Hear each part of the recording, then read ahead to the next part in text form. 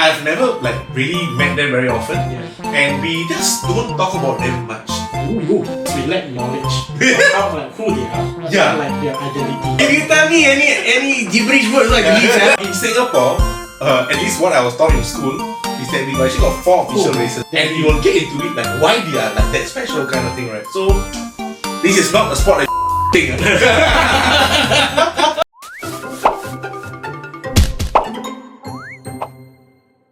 Hello guys, welcome back to another episode of Imagine Flavours. So today, what are we doing? So, I had one task to do. I was supposed to inform our guest, who you can see from our last episode, Harry, is here with us again. I was supposed to inform him that this is a National Day special episode. as you can see. We are wearing no red and white. I was supposed to tell him that it's a National Day episode. I had one job. I forgot. And I'm wearing South African colours. How you say hello in South Africa? I don't know that, don't cancel me. So basically, we are doing a National Day special episode for Imagine Flavours, and so they might be wondering, wow, National Day and Imagine Flavour. Yes. What is that going to do with us, right? Okay. Another clue about this, right? So, as you all know, I'm Indian Muslim. Indian, he's Chinese, and he's Malay. But in Singapore, at least what I was taught in school is that we actually got 4 official races. That means you are missing one more guy lah. Actually, that guy is missing for a very long time. So the Singapore official races of Singapore are actually Indian, Malay, Chinese, as well as Eurasian, which we have learned in school. But after that, I've never really met them very often, and we just don't talk about them much. Correct. We lack knowledge about who they are, their identity. And we will get into it why they are that special kind of thing, right? So, what I was wondering about Eurasians and tried to put it together with Imagine Flavours, we actually found out that they have very unique dishes when it comes to food. It was not easy to find. Yeah, true. I mean, our extensive search includes Wikipedia. We had to go and look what they eat, and some of it was not halal friendly. And then we landed on a dish which we thought hey, it looks very interesting. It's actually curry debal. Wait, before we start, is this instant? He's having flashback from last episode. I felt so cheated. When we served him instant food and told him it's prepared. But no, this is prepared from scratch. So is there anything from the original ingredient, right, that is non-halal? Curry debal. That's a history on it. How you pronounce it? Debal. B-E. Debal. Curry debal. Kari debal. In Portuguese, it just means leftover. Oh. So they actually serve this 1 day or 2 days after Christmas, because on Christmas we have a lot of leftover roast chicken, roast pork, a lot of roasted items and real vegetables. They just throw it in. In Malay also have. Is it? They call it lauk campak-campak. How do you say that again? Campak-campak. Teruk-teruk lah. Campak. They just throw everything inside the ingredient . So if let's say Hari Raya or whatever, right, they got leftover inside the fridge, they just throw inside, they make a stew. So it's a verb. Yeah. Malay is an easy language, guys. How do I name this? Campak aja. That's why when makcik cook, makcik, how much you put the salt? Agak-agak. Sikit-sikit lah, see your taste lah. The only variation I did was they use roast pork. Okay, so I actually used turkey bacon, ham basically, instead of the pork. Okay. And instead of roasted pork, I used sliced beef knuckles. But everything else is similar. The only thing I've not added is basically they use cabbage. I couldn't find, so I just added carrots, potato. There is cucumber. Yeah, actually it's the first time I'm ever cooking cucumber. I've only eaten cucumber just like that, raw. First time I'm cooking cucumber, and basically it's got a bit of pickles. Oh, yeah, chopped up pickles. Okay, question. This dish What usually they serve with? Okay, it works exactly like curry. Okay. So you can eat it with rice or bread. So basically, what they do, it looks like curry, right? So I was telling, I watched a video on YouTube where this Eurasian lady was sharing about the history of this dish. What she said was that what makes this different from a normal curry is actually vinegar. Okay. So they add vinegar and mustard to it, which changes the profile into more tangy. I see. So Portuguese cuisines are the ones who actually have very strong vinegar in their food. Oh. Yeah. And they use similar content. That's why it looks like a stew. Yes. Like, I wouldn't call this a Western food, No. but the looks of it looks very Asian. Yes. Like very like Southeast Asia especially. So, but some of the ingredients inside are not so Asian. Yeah. Like the pickles. Yes. So basically, Eurasian, the culture itself is like they are mixed. They could be one Eurasian mix together with one Asian, Southeast Asian mix. But the more common ones we know are actually Portuguese with like Malay, and they were more heavily located in, from what I understood, Malacca, and then they slowly Singapore also have, and some of them I found out they even moved to Perth. Oh. Yeah. Because Portuguese back then were explorers. Yes. They will always go visit those coastal line nearby countries nearby the sea. Okay. They will never go inland. That explains. Singapore, Malacca, all the straits. Okay, that explains. I didn't know that. So coming back to our Eurasians, so yeah, they're actually Malay mixed with Portuguese, and I always thought it's like Angmo and Chinese. That's why. they are also called Eurasians. Yeah. Like if you are one Southeast Asian race mixed with a Eurasian race, you are Eurasian. Basically, the word European and Asian mixed together. I also found out while researching about this, right? They actually have a language. I forgot the name of the language, but it is listed as one of the most endangered languages in the world. In the whole world, about only 2,000 of them speaks the language, and about 1,000 of them, or what, a few hundred of them live in Singapore. Oh, yeah. So it's a very, very dying language. Apparently, Really? Yeah. Do you know how to speak? I don't know. What? My grandfather Portuguese. You just call him in gibberish. Yeah. If you tell me any gibberish words, I believe that. You the bow. So that explains the food sounds like a Malay word. The bao. Yeah. But it's Portuguese, and basically now there's an English name for it. It's actually called curry devil in English. Oh, devil's curry. Devil's curry, but curry devil is one because the word devil comes in like deviled eggs. Basically, the word devil is added to a food when it's very spicy or zesty. So this dish is supposed to have that spice and zest to it. So they call it from devil, it become devil. Like for ease of usage lah. But is it meant to be spicy? Okay, I followed a recipe. It asked me to use like 8 to 9 red chilies and 8 to 9 red dried chilies as well. Whoa!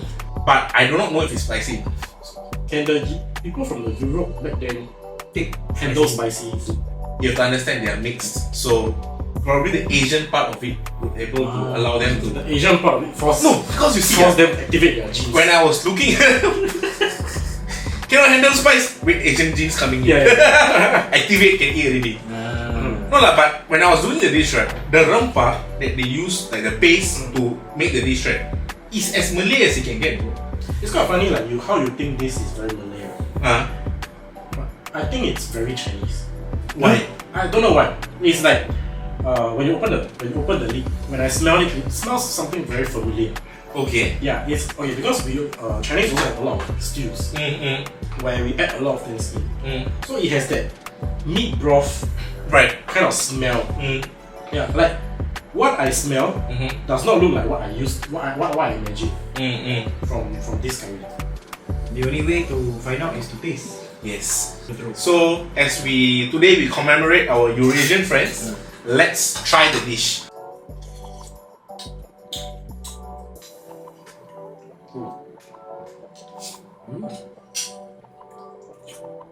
It doesn't taste like curry. First opinion. Oh, spice is hitting my Oh, slow Yeah. Wow. It's a very spicy. What's that soup called? I can't remember. That tomato soup, minstrel. Yeah, but spicy. Yeah. Sorry, I cannot talk now. For me, right?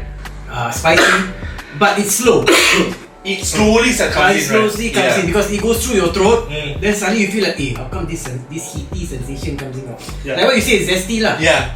But when you eat it on the spot, it's actually quite nice. That it warms your mouth. Like the heat is in the throat. Yeah. Not on the tongue. So that explains the name.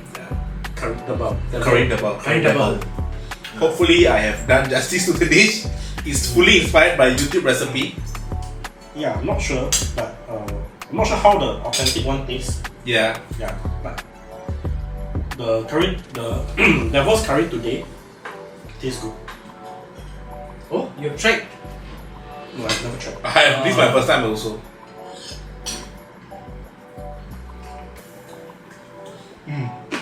That's really good bread. This kind of base, it goes well with bread, rice. You eat rice or bread also. Very similar to curry, yeah? Yeah. I'm starting to see where the European people culture comes in. You know, like all the meat, all the stew, potato, like a beef stew. And then but then like the Asian one was like, I want to eat spicy. It's basically a stew lah. Which is very That's been modified for Asian style. A bit of spice in it. I'm gonna tell, even though I've never tasted before. Yeah, It's same. an experience. That's why we're doing the Eurasian here to try. You go downstairs and find lah. Eurasian lah.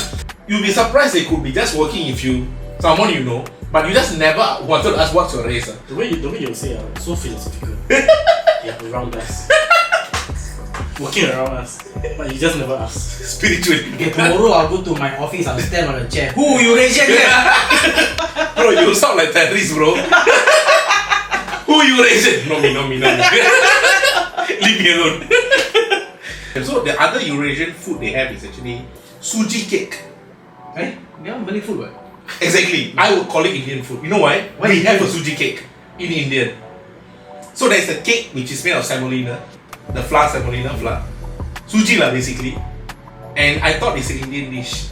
And then Malays to tell me it's a Malay lah, suji cake. And then I found out Eurasian also have the exact same thing. Wow. Yeah. If you think about Do it, you have it? no. He was waiting for it. Yeah. So where's the suji cake? I was like, You talk so much, never get it. This already took me a long time to get it done. Because like he was very upset last episode that we provided instant food. So this was done from scratch. wow. Yo, wow, like yeah, but I guess like in terms of like food wastage, I think it all started with that. Like not to waste food, but then but what to do with all it? Like we just had roasted dish yesterday. You don't wanna eat it again today. Yeah. And then we want to have a bit of like Asian mix, make it spicy. Okay, I don't know about you guys, but for Chinese, when we eat something on the first day, sometimes when there's leftover and then on the second day, we might not eat it the same way. For example, we have roast chicken or roast duck. So we might have it on the first day, just as is. And then on the second day, because it's not fresh, So it's not like the skin not crispy or whatever, right? Then we will like stir fry with black pepper or whatever. correct. Let it absorb the. So like we introduce a new flavor. Correct. Yeah. So we have. So like. That means that you will never try the same dish twice. Right. So the next day you will do something else with the same ingredients. You only have It's this like you add a different flavor profile to Ah. it, and then it becomes like A new dish. Yeah. That's interesting actually. Yeah. I mean, But this one is totally you add new ingredients of another culture, and then you get a fusion food. no, but the funny part is last time they used leftover to do, but today it has become a delicacy. We buy fresh items to cook this. Yeah, that's the weirdest thing, lor. No, but at first I thought, okay, I'm cooking it for the show. But even today in Eurasian culture, they buy fresh meat to cook this because it's no longer a leftover thing. It's a delicacy for them already. Question. Ah. In this ingredient today that you prepare, which one is leftover? Or everything is new? There is no more leftover. All new? Everything You about spoiled the market. You spoiled what it represents. No, but that's how the Eurasians cook it today. They buy new.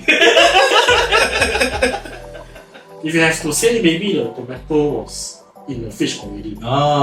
If you count that, the chicken I used was frozen in the fridge. Would that count? Okay. So yeah, guys. But again, the Eurasian culture does not limit. It's not limited to just this curry. Yeah. It's quite wide. They have because you see, their region is quite wide. Correct. Malacca, Singapore, around the world, a lot of places. But this is one thing that I could cook for the ease of it and my halal twist to it. So with that, I guess we're commemorating our Eurasian friends today. Take this opportunity, if you see this video, go out there and look for a Eurasian friend. This is not a spot a Eurasian thing. Yeah, it's just that maybe we are late to it. Everyone already know. Yeah, maybe we just realized lah. But we just wanted to do that thing for National Day. And with that, let's celebrate National Day all together. Alright? I don't know how to say